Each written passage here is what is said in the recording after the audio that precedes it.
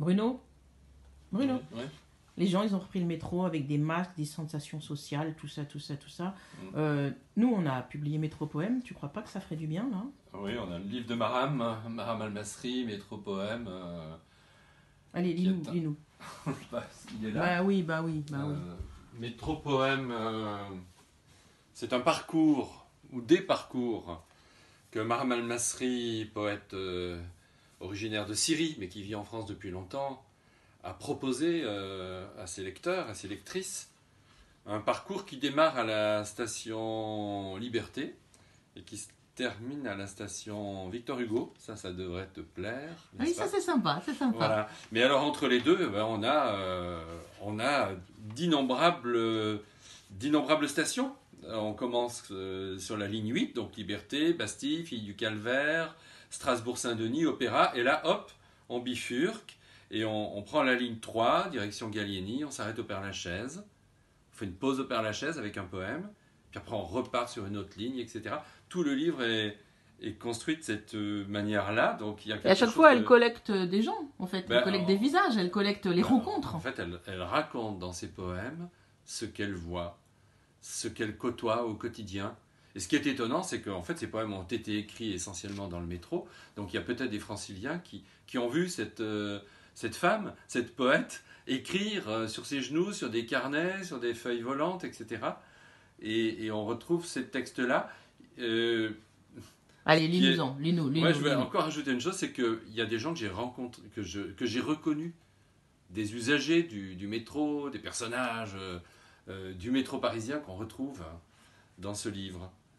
Bon, mais choisis un poème ou deux pour nous faire plaisir, Alors- parce que le métro, c'est pas toujours ce truc qu'on Alors, a en ce moment, là, on où va on a aller peur à la- d'attraper un virus, etc. Ouais. C'est aussi un lieu de rencontre. Ben justement, on va aller à la station Saint-Paul sur la ligne 1. Saint-Paul, jour morose où le cœur est lourd comme une valise trop portée. De loin sur le quai, un homme très grand, une petite femme frêle qui lui arrive à la poitrine. Elle porte un enfant. Soudain, l'homme s'incline d'un geste délicat, caresse la tête de la femme. Un geste si joli que j'ai eu envie d'être celle qui recevait ce cadeau. Quand soudain j'ai vu un ciel bleu et sur ma tête une main tendre. Oui, la femme que je suis était aimée à travers elle. On fait 2 stations de plus, on passe Reuilly Diderot. J'aime bien Reuilly Diderot parce que c'est là que se trouve le bureau des éditions. Et on va jusqu'à Nation, toujours sur la ligne 1. Nation. Le même wagon nous transporte. Chaque minute afflue de nouveaux corps qui maquillent leurs secrets et leurs odeurs comme une femme chauve qui enfile une perruque. Il y a celui qui n'a pas dormi, il y a celui qui vient de sortir de son lit, il y a celui qui a encore des baisers accrochés à ses lèvres et celui qui est en train de les donner.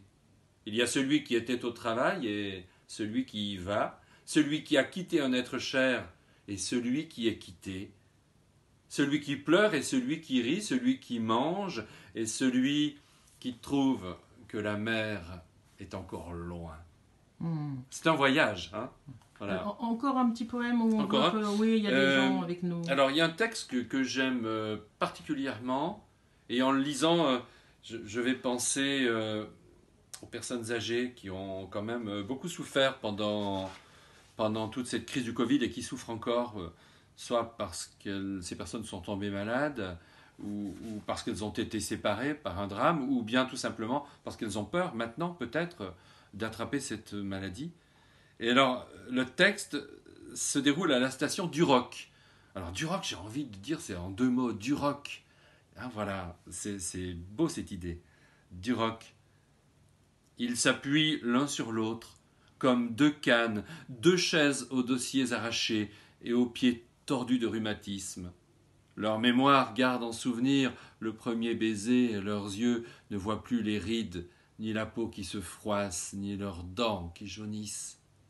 En les regardant, on sait qu'ils étaient comme nous et que nous serons comme eux, peut-être. Quel miracle leur union.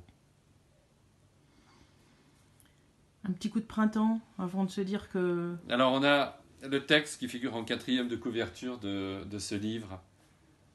Je vais terminer avec ce poème. Gare d'Austerlitz, c'est le moment où le métro devient aérien. Quête d'Arapé, hop, on découvre les arbres en fleurs à cette saison. Gare d'Austerlitz. Dans le métro aérien, j'ai vu des arbres qui saignaient des gouttes de sang blanc. Personne n'a douté que l'assassin était le printemps. On peut Voilà. juste dire que les libraires qui rouvrent cette semaine, ils l'ont ce livre, puisqu'il Alors, a ils été l'ont, livré juste avant. Oui, c'est Hein. ça. Il est sorti en fait au tout début du mois de mars. Et puis pendant cette période de confinement, on n'est pas resté inactif. Pour permettre aux gens qui avaient vraiment un besoin impérieux de le découvrir, on a aussi produit une édition numérique qui est déjà disponible chez les libraires. Voilà. Bon, allez, on va prendre Métro Poème. Hein. Métropoème de Mahram Al-Masri.